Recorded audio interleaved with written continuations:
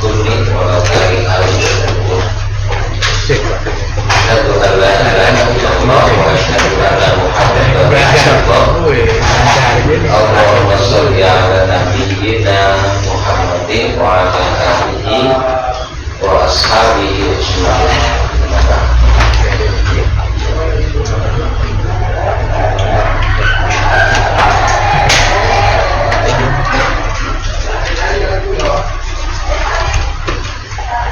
Bapak dirahmati Allah Subhanahu wa taala. Kemarin kita sudah pelajari bagian kedua dari kajian buku ini. Sebelum masuk pada bagian ketiga, ada satu bahasan yang disampaikan. Menjadi seorang muslim menjadi muslim sejati.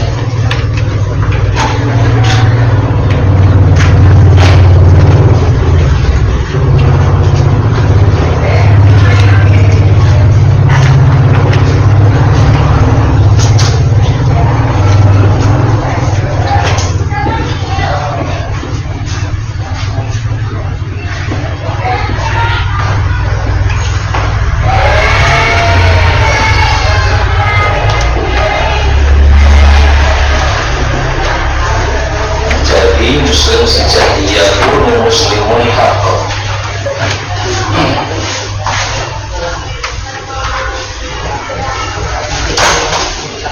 Sebutkan di sana ada 3 prinsip.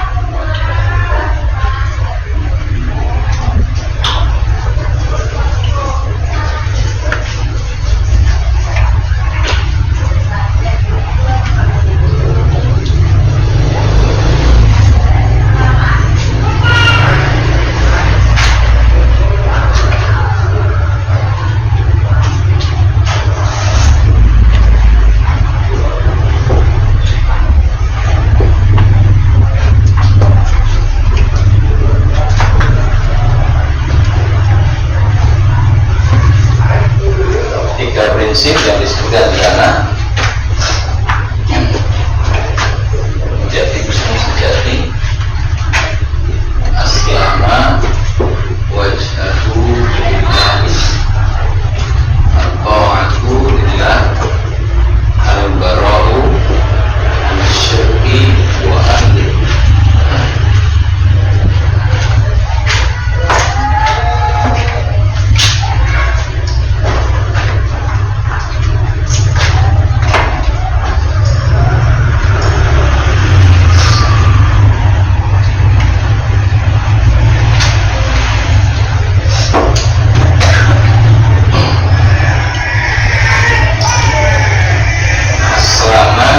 Islam muslim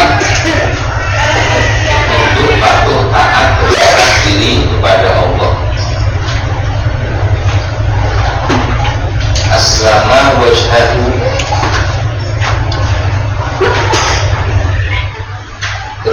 menyerahkan wajhahu, wajahnya. Wajah itu dirinya. Wajah itu representasi diri secara keseluruhan. Fakim wajhana, hadapan wajahmu pada hadapan diri. Menyerahkan dirinya kepada Allah.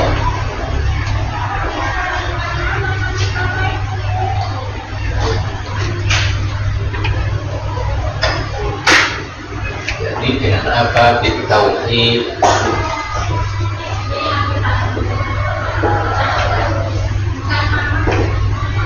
At-tauhid maknanya adalah mengesahkan Allah. At-tauhid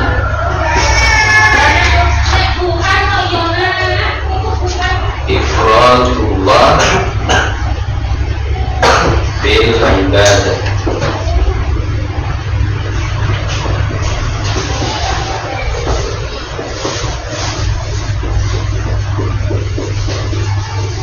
Tauhid itu adalah mengesahkan Allah dalam ibadah.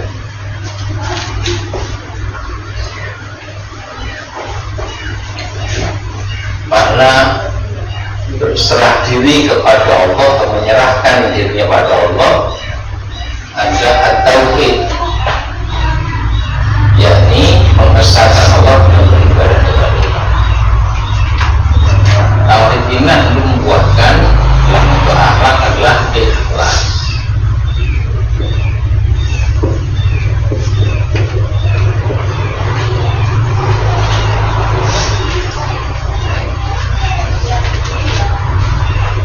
At-ta'atu lillah, taatannya kepada Allah SWT. Wujud dari ketahuan kita membesarkan Allah Subhanahu wa Ta'ala dalam beribadah kepadanya. Wujudnya adalah ketaatan kepada Allah, yakni al-amalus shalih.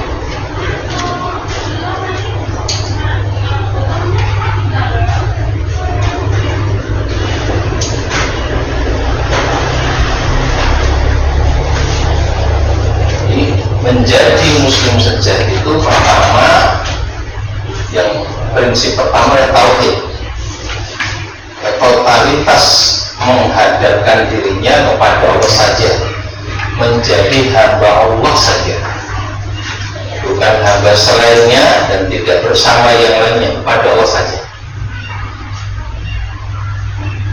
Ifradullah bil ibadah, mengesahkan Allah dalam ibadah, dalam ketaatan, ketundukan, kepatuhan kepada Allah saja. Nah, inilah sebetulnya mana ikhlas. Tak ada yang lain, hanya Allah saja.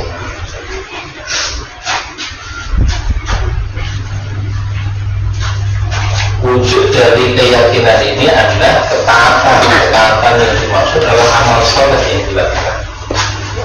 Di surat An-Nahl 97 ini adalah surat 98 ayat 5.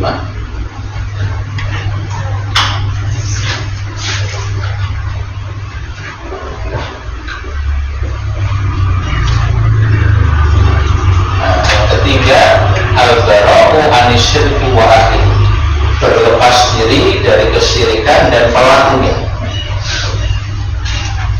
Berlepas diri.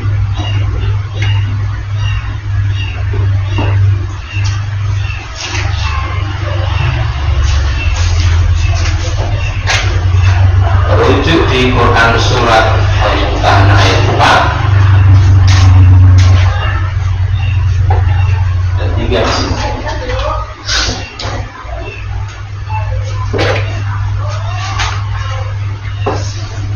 Kafarna bikum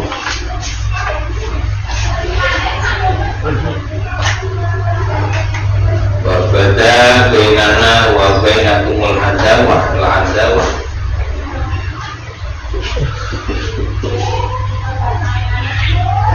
wal baghdha ya al-baghdha.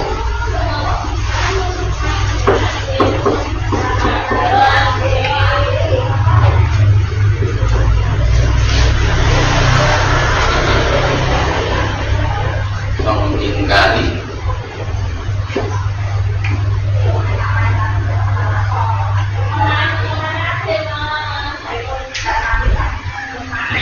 permusuhan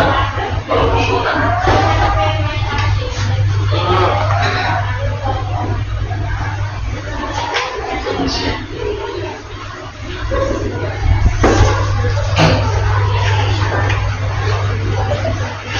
Kafarna bikum wa bada bainana wa bainakumul adawatu wal baghdha'u hatta yu'minu billahi wahdahu.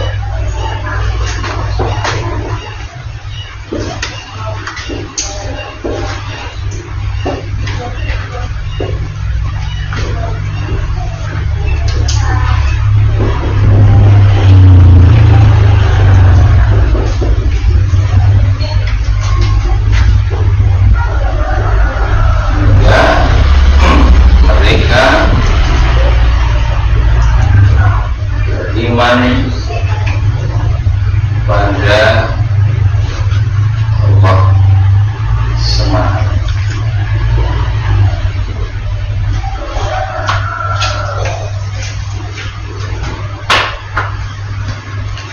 Tambahan kemarin yang kedua, yakun muslimun haqqa, ini menjadi muslim sejati. Ada 3 prinsip yang mesti dimiliki. 1, aslama wajhahu lillah, berserah diri kepada Allah, menyerahkan dirinya kepada Allah, totalitas ketaatan, ketundukan, kepatuhan ya, kepada Allah. Inilah at-tauhid, dan tauhid ini akan membuahkan akhlak namanya ikhlas. Orientasinya adalah keridhaan Allah Subhanahu wa Ta'ala. Lalu muncul dalam bentuk tindakan adalah at-ta'atu billah, ketaatan kepada Allah. Ketaatan pada Allah, sehingga ketaatan kepada selainnya harus merupakan wujud ketaatan kepada Allah dan ketaatan kepada Allah. Karena itu, kalau ketaatan kepada selain Allah itu bertentangan dengan ketaatan kepada Allah, maka tidak ada ketaatan kepada selain Allah. La ta'ata li makhluqin fi ma'siyatil khaliq. Ketaatan ini nyatanya adalah amal soleh.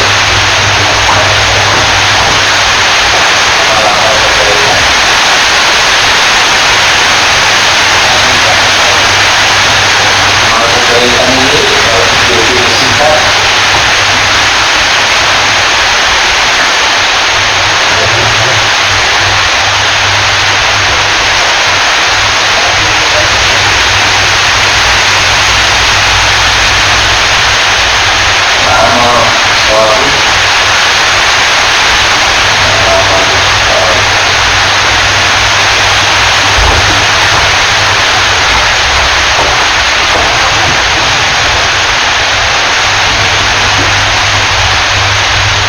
amal soleh, ibadah.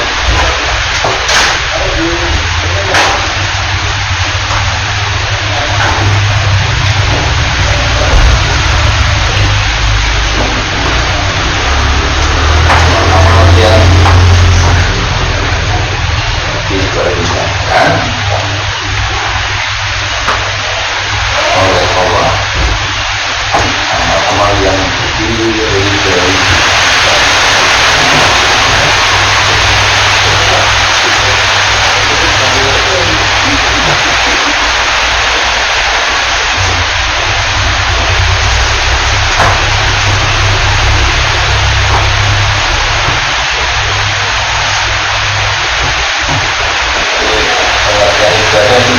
Amal yang diperintahkan oleh Allah dan diridhai oleh pengertian mengucapkan ibadah. Ini maksud dengan amal satu.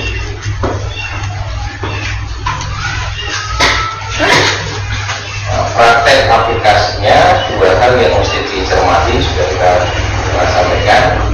Dan tentunya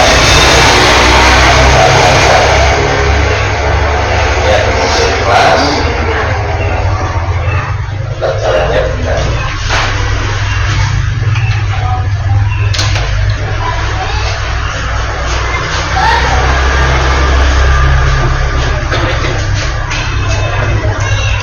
Ikhlas ini sudah terwujud dengan tauhid ini, benar ini dengan mengikuti tata cara yang dicontohkan ya, dan kaifiyah ikhlas dan tasawwuf. Ditambah poin ketiga, al-bara'u anisyirki wa ahlihi, berlepas diri dari kesyirikan dan pelakunya. Di ayat 4 surat Al-Mumtahanah Allah berfirman,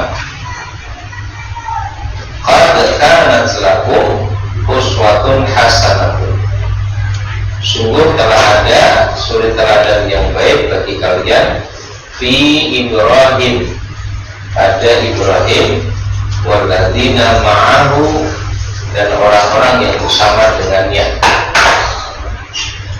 Irqalu ketika mereka berkata liqaumihim kepada kaumnya, inna bura'a minkum, sesungguhnya kami berlepas diri dari kalian, wa mimma ta'buduna min dunillah, dan kami juga berlepas diri dari apa yang kalian sembah selain Allah. Nah, ini dalilnya al-bara'u al-syirki wa ahli, berlepas diri dari kesyirikan dan pelakunya. Ini sebagaimana keteladanan Ibrahim, bapak tauhid, ya. Dia dan orang-orang yang mengimaninya mengatakan, kami berlepas diri dari kalian dan dari apa yang kalian sembah selain Allah. Nah, terus bagaimana berlepas diri yang dimaksudkan? Kalimat berikutnya masih di atas sebut kafarna bikum, kami ingkari kalian. Maksudlah mengingkari kekafirannya, tidak boleh membenarkan kekafirannya, tidak boleh membenarkan perilaku syirik.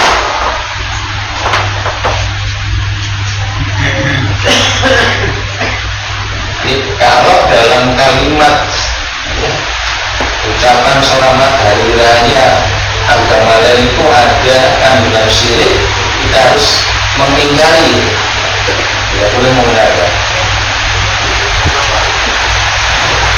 Dan misalnya kalau disabut kita,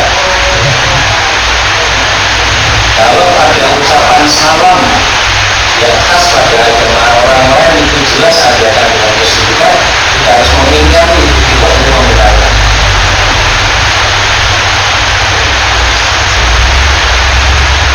Kalau belum membenarkan, ya belum jadi muslim beneran itu.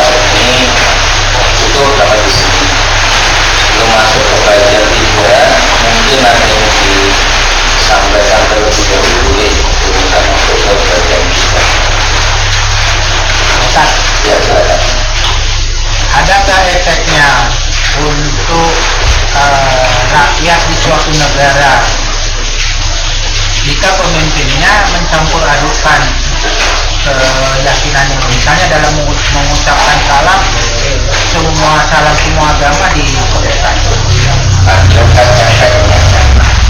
Efek terhadap negara tersebut atau efek terhadap rakyatnya, ya, yang ada di Indonesia.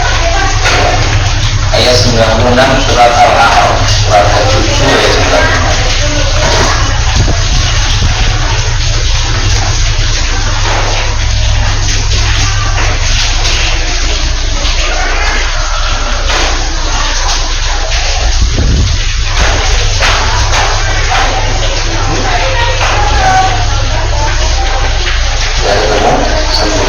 Surat ke-7 surat Al-A'raf ayat 96.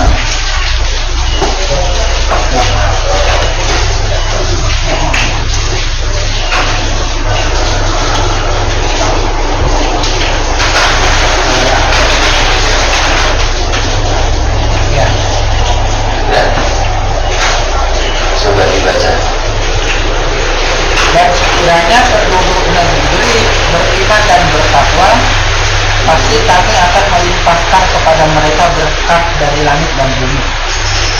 Tetapi ternyata mereka mendustakan ayat-ayat kami, maka kami siksa mereka sesuai dengan apa yang mereka kerjakan. Jauh. Kalau beriman bertakwa, kami berikan keberkahan dari langit. Tetapi karena mendustakan ayat-ayat kami, maka kami datangkan ada siksa disebabkan apa yang kita kerjakan. Perilaku itu pasti berdampak.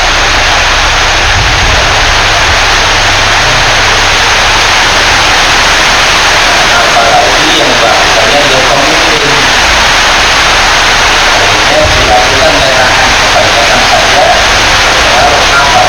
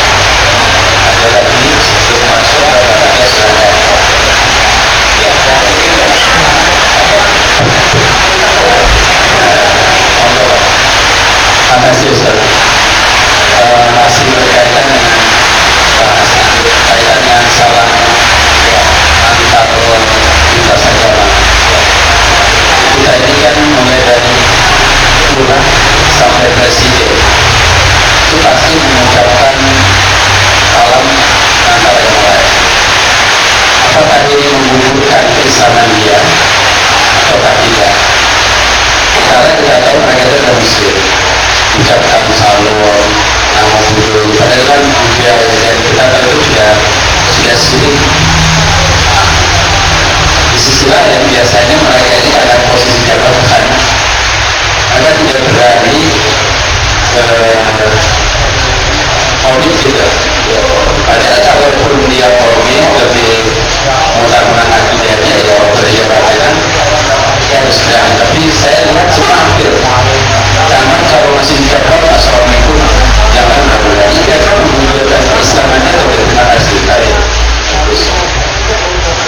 Ucapan atau kalimat yang dilafalkan itu jelas merupakan kalimat atau ucapan kekufuran akhirnya. Ya. Tetapi apakah pengucapnya otomatis menjadi kafir?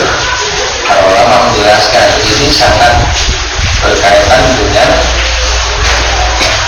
kondisi hati pengucapnya, meyakini kebenaran ucapan itu. Kalau hatinya tidak meyakini kebenaran ucapan itu, dia tidak menjadi kafir atau tidak menjadi murtad atau tidak dianggap dia telah melakukan kesyirikan.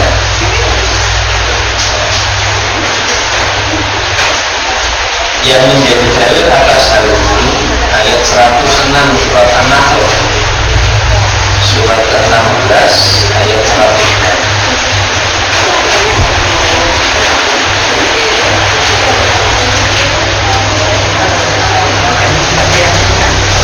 Surat ke-16 surat An-Nahl ayat 106. Sudah ketemu? An-Nahl surat ke-16 ayatnya ayat 106. Ya, berbagi barang siapa kafir kepada Allah setelah dia beriman, dia mendapat kemurkaan Allah, kecuali orang yang dipaksa kafir padahal hatinya tetap tenang dalam beriman, dia tidak berdosa.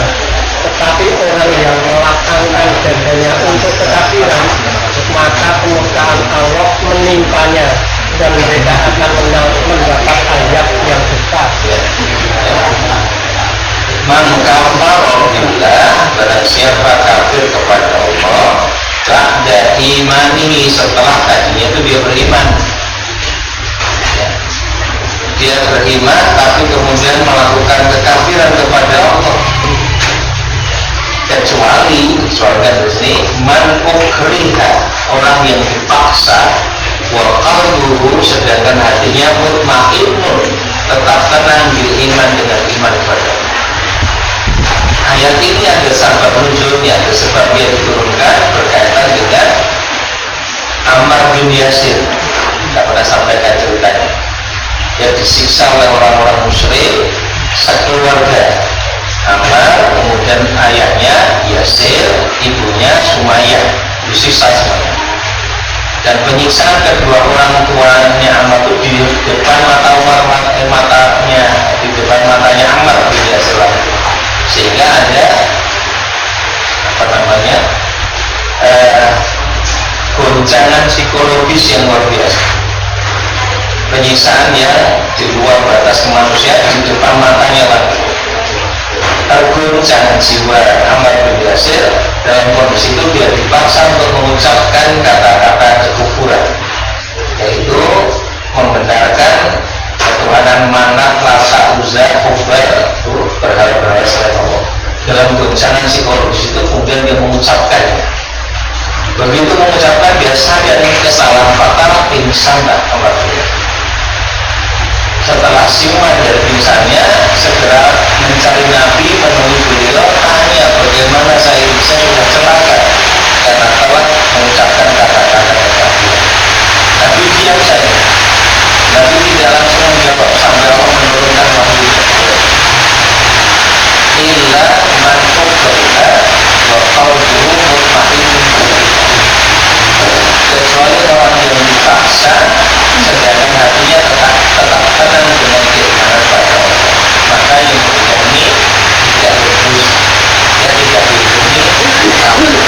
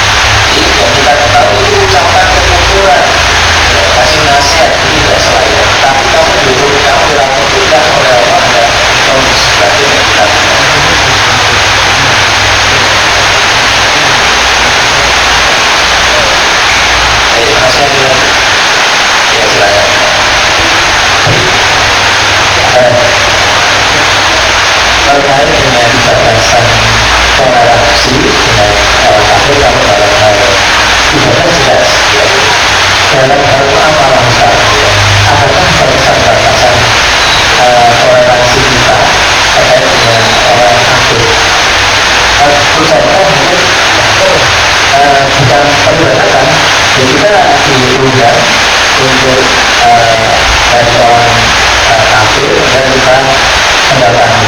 Tapi acara itu ada acara mungkin ulang tahun atau apa itu bagaimana? Apa itu yang lainnya?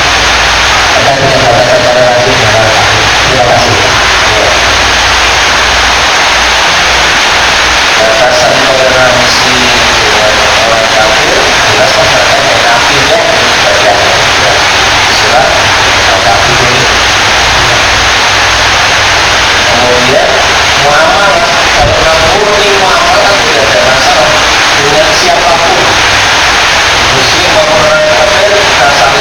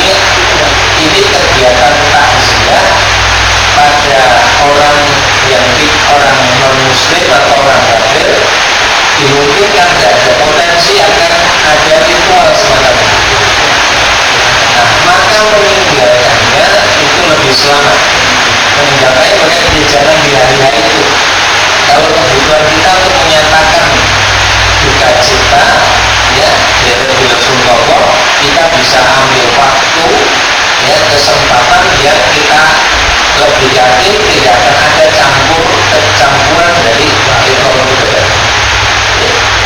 Setelahnya setelah itu misalnya ya tetap kita melakukan untuk kita tanpa ada teknologi berbeda ya tetap. Nah, itu yang kedua. Tapi nyatanya kita sudah ikut, tiba-tiba tanpa diduga itu ada nyanyian yang diperdengarkan, ada nama selain Allah, ya, yang mereka yakini sebagai sesembahan. Maka pada saat itu tentu kita tidak boleh berdiam diri, ya. Kita meninggalkannya, meninggalkan majelis itu. Saya seperti itu. Ya. Apa yang disampaikan Ustaz Sigit itu sangat jelas. Artinya itu menjadi sangat mudah kepala kita. Manakala mungkin sudah pas kawannya menurut sudah. Tapi kalau sudah sampai kepada persaudaraan, misalnya orang tua kita atau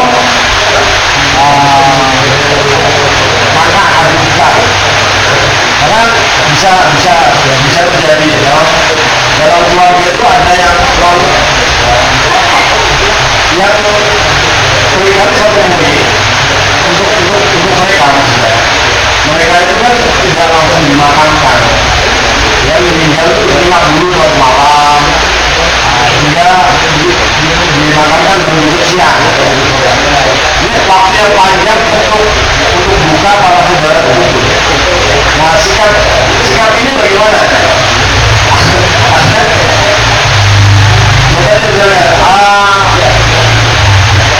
Kalau itu saudara kita sendiri, apakah kita masih bisa ada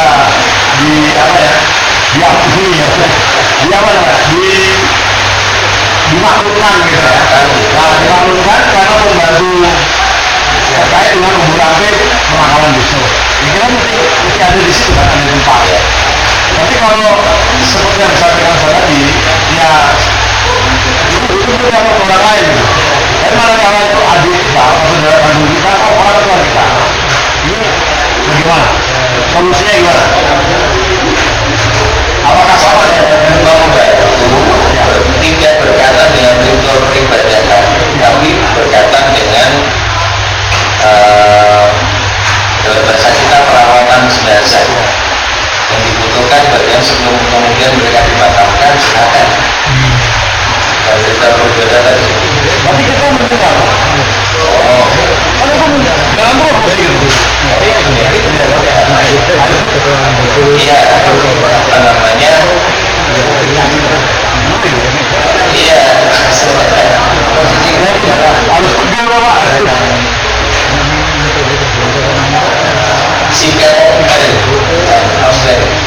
Jika memungkinkan berupaya untuk terbebas dari hal-hal yang dilarang itu, maka itu yang kita lakukan upaya, ya.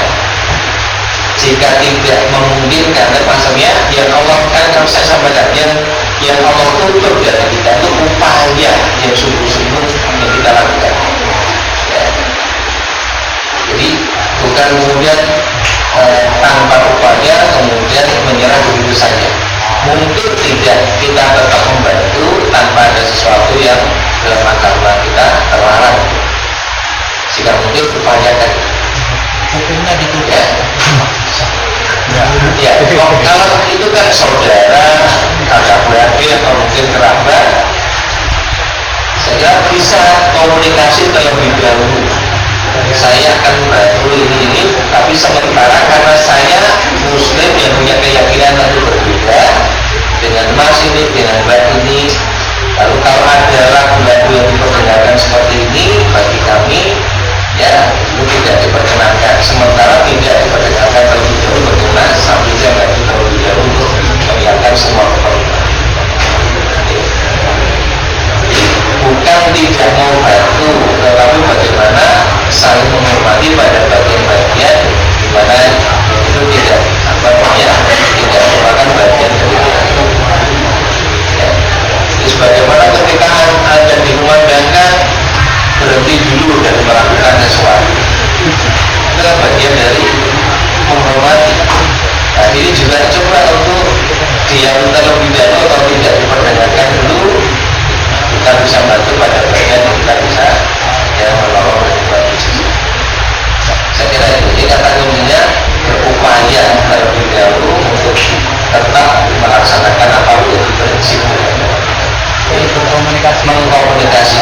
aspek manusiawinya.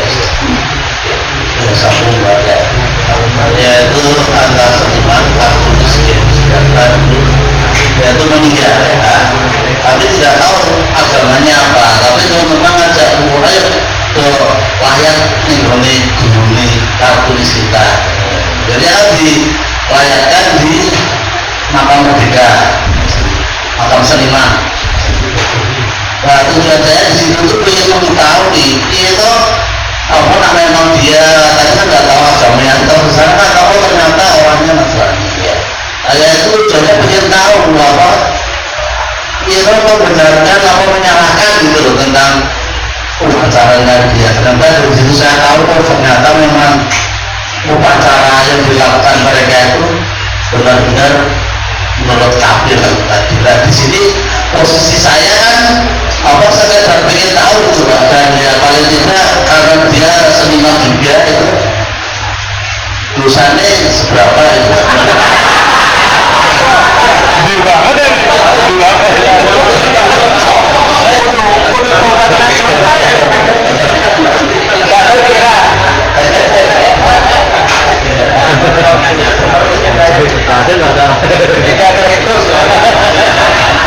Syahadat lagi itu syahadat.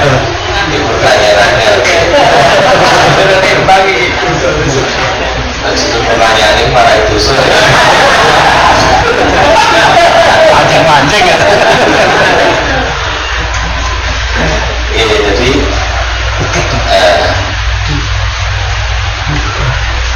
saya pernah sampaikan di rujukan di kitab Ma'arif Fitorik, satu riwayat itu kita di sana pernah saya sampaikan di sini juga. Di awal keislaman Umar, ini belum begitu lama dia bersyahadat, padahal sebelumnya Umar itu adalah bagian dari orang-orang musyrik.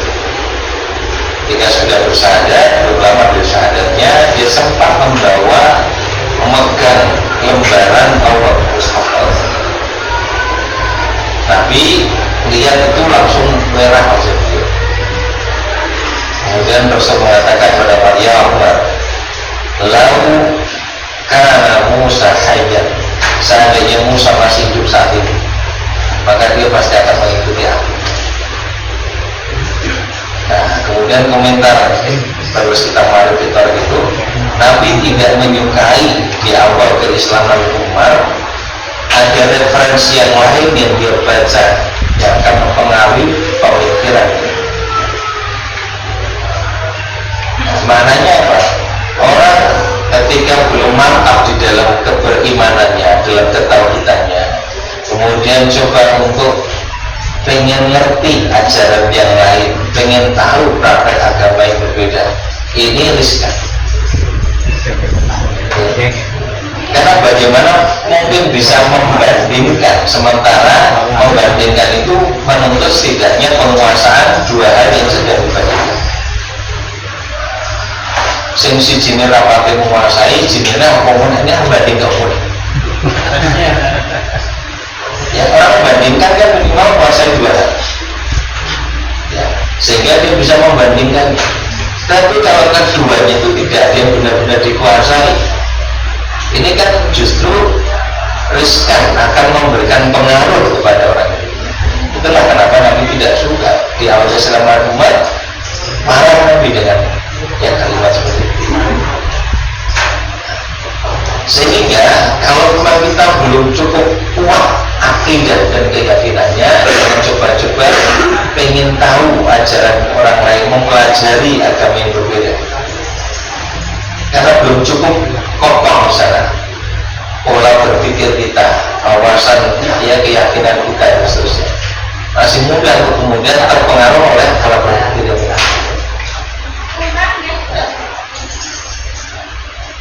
Nah, jadi nanti takon itu suami sepuluh orang. Tapi hanya kita perlu kewaspadaan, cukup yakin dengan kekuatan iman kita, monggo. Tapi kira-kira mempengaruhi tidak? Karena Bani Israel itu sebelum akhirnya membuat patung anak sapi itu kan karena tertarik ya dengan patung anak sapi yang dibuat oleh apa itu? Samiri. Terus pada Musa minta ini sebagaimana yang dilakukan oleh Samiri buat apa ya, jadi bisa memunculkan kecenderungan. Sampai saya ada cerita, saya lupa, Kiai Syawil setiap kali lewat gereja atau tempat ibadah agama lain, beliau berusaha untuk tidak melihat dan mengucapkan kalimat la ilaha illallah diulang-ulang untuk menguatkan keyakinan. Ya ini bahasa. Karena memang khawatirnya pada was-was setan ya, yang kemudian mencoba untuk memasukkan pengaruh kecenderungan pada kekafiran dan sebagainya. Jadi sifatnya hanya bagaimana kita berhati-hati ya, terhadap hal-hal yang semacam itu. Karena dari awalnya sekedar ingin tahu, sementara kita tidak cukup siap ya, bagi kita mungkin menarik ya, apalagi dilihat dari sudut pandang seni misalnya. Baca pengobatan itu bisa berlanjut ya kepada sesuatu yang diyakini, minimal mulai tidak sepenuhnya mengingkari ya, tidak kafarna, tidak sepenuhnya mengingkari kekafiran itu sebetulnya ya masih bisa kita terima, soalnya begini dan seterusnya. Nah, iya lama-lama kan kemudian kecenderungan itu akan berubah banyak. Pemikiran liberal pluralisme juga seperti itu kan. Pola berpikir berislam yang belum cukup kokoh, kemudian membaca ya buku-buku seperti itu mulai terpengaruh ya, berubah pola berpikir.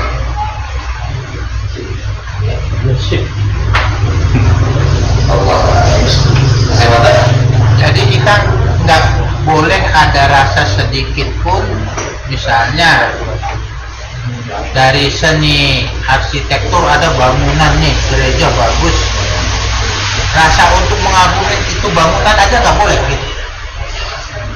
Apakah itu murni merupakan kekhasan dari keyakinan yang bertentangan dengan tauhid, atau itu sifatnya keindahan yang bersifat umum? Itu berbeda ya. Kalau itu merupakan simbol yang mengandung keyakinan syirik, maka tentu kita harus benar-benar ya tidak membenarkannya, tidak ada kecenderungan ke sana.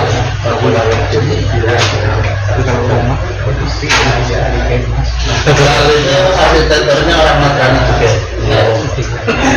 Bagi mereka kan ada masalah.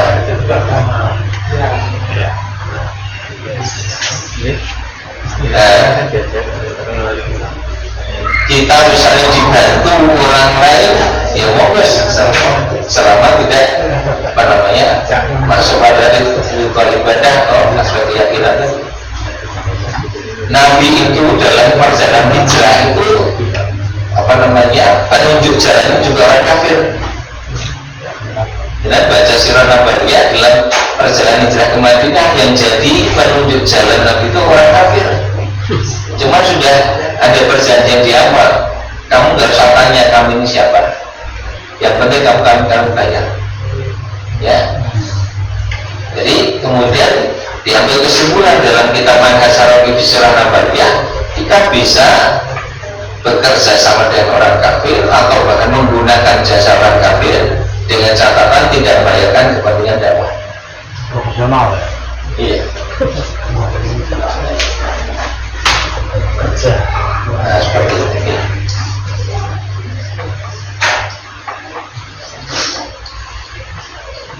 Cukup. Nah, kita masuk di bab ketiga, bagian ketiga, lembar dosa dan pintu taubat. Saya sampaikan dalam poin ketiga karena materinya ya. Bagian awal di alinea awal itu manusia tidak ada yang terbebas dosa kecuali Nabi dan Rasul yang dijaga oleh Allah Subhanahu wa Ta'ala. Dosa wajib bersama dengan hadirnya manusia di dunia, ada yang tenang dengan dosa lalu menggelisahkan hati dan meresahkan jiwa. Ada dua poin di sana. Satu, manusia potensial berbuat dosa. Dua, dosa itu menggelisahkan hati.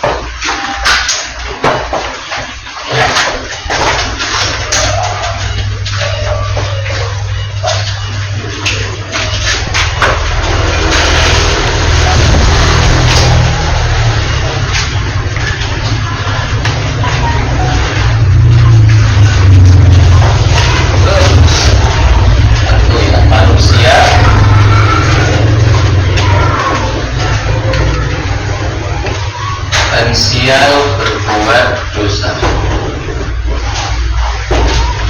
Manusia potensial berbuat dosa.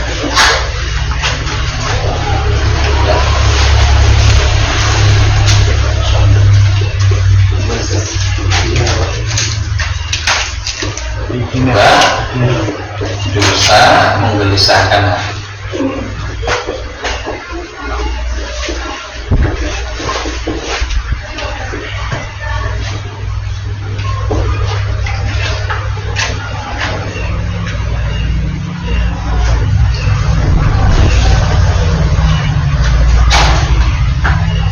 Potensial berbuat dosa karena potensinya ada di Quran surat Asy-Syams surat ke-91 ayat 7 sampai 10. Manusia diciptakan dengan diilhami pada nafsu yaitu ilmu dan takwa. Nah, di potensi berbuat dosa,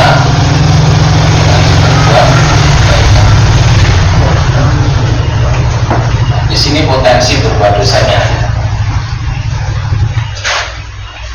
Karena ada potensi berbuat dosa, maka manusia tidak akan lepas dari berbuat dosa dan kesalahan. Nah, nanti bagaimana caranya agar potensi berbuat dosa ini bisa dipressure, ditekan, sehingga yang menguat adalah potensi takwa. Ini ada di ayat ini juga. Zakah.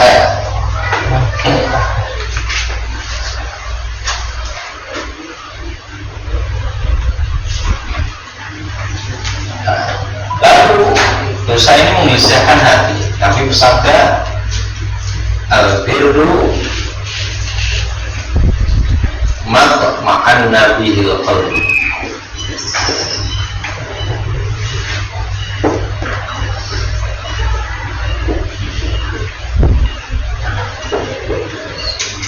Al-birru matma'anna bihi al-qalbi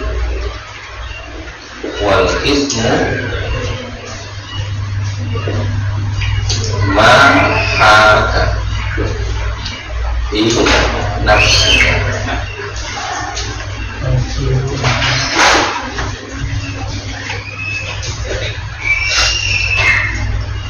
Karena ayat qolha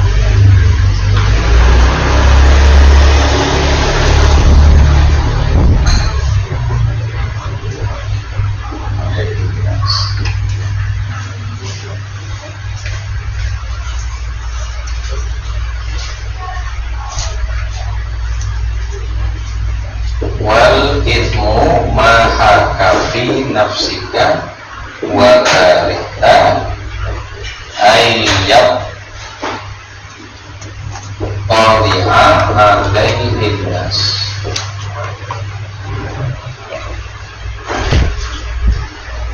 Kebajikan itu adalah apa yang buat hati merasa tenang, tentram. Sedangkan dosa adalah apa yang buat hati gelisah dan kamu takut kalau ketahuan orang lain. Dosa itu menggelisahkan.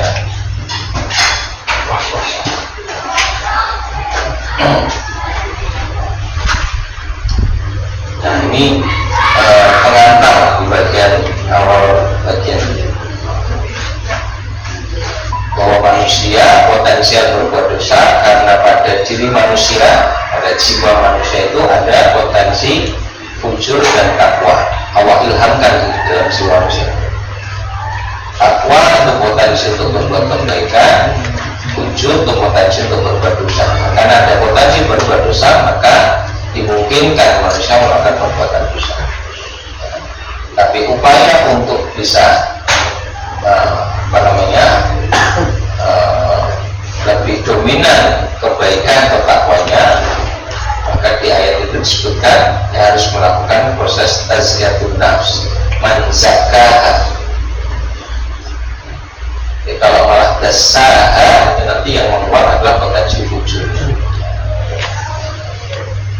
Nah, yang kedua, ada dampak yang dirasakan oleh jiwa atau hati manusia begitu dosa dilakukan. Apa itu? Hati akan merasa dosa. Ya.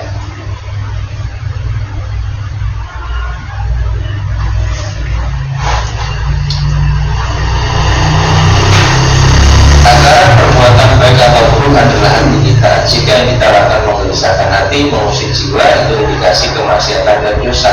Apalagi jika tidak ingin ada orang melihatnya. Sebaliknya, jika yang kita lakukan menenteramkan hati dan jiwa, maka itu tanda kebaikan dan keutuhan. Ini bagian yang kedua ini adalah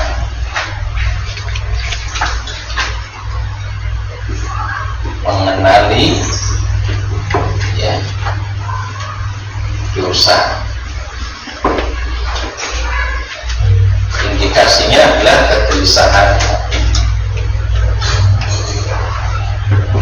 Indikasi dosa itu adalah hati menjadi gelisah, tidak tenang.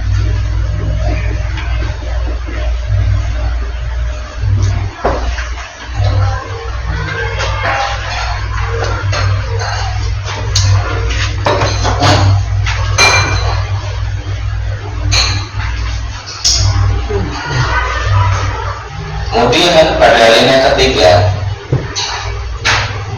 karena itu hati laksana panglima, jika hatinya sehat, ia laksana lentera yang menyinari kegelapan. Sebaliknya, jika hatinya sakit atau bahkan mati, hidupnya didominasi oleh hawa nafsu dan syahwat.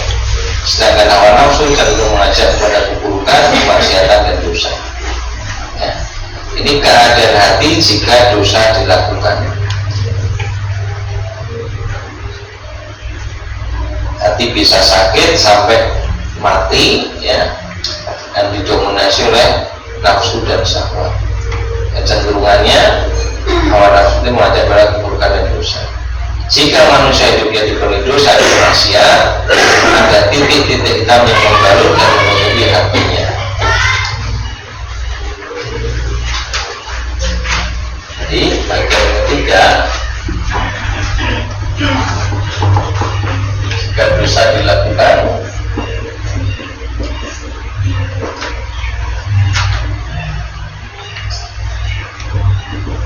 bagian pertama,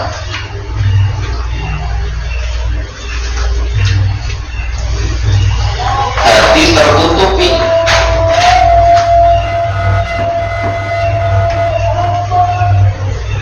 Hati kotor hingga kondisi parahnya adalah tertutup. Akibat lanjutan, menghalangi cahaya ilmu. Hati dosa menutup hati itu ada disebutkan di surat Al-Mutaffifin ayat 14. Karena ada kubim, sekali-kali tidak demikian.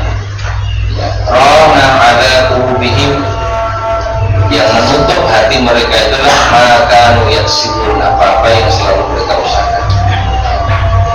Menutupi hati. Rona ada kubihim.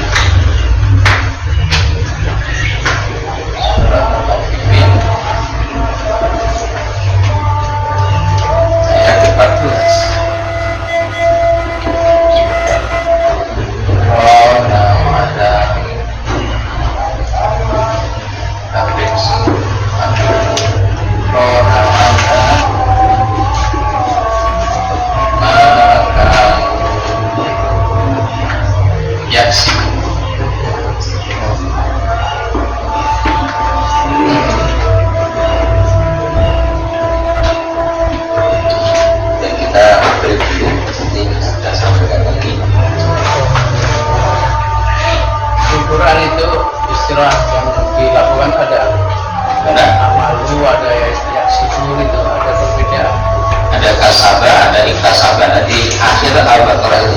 laha makasabat wa 'alaiha maktasabat. Kasam itu melakukannya dengan ringan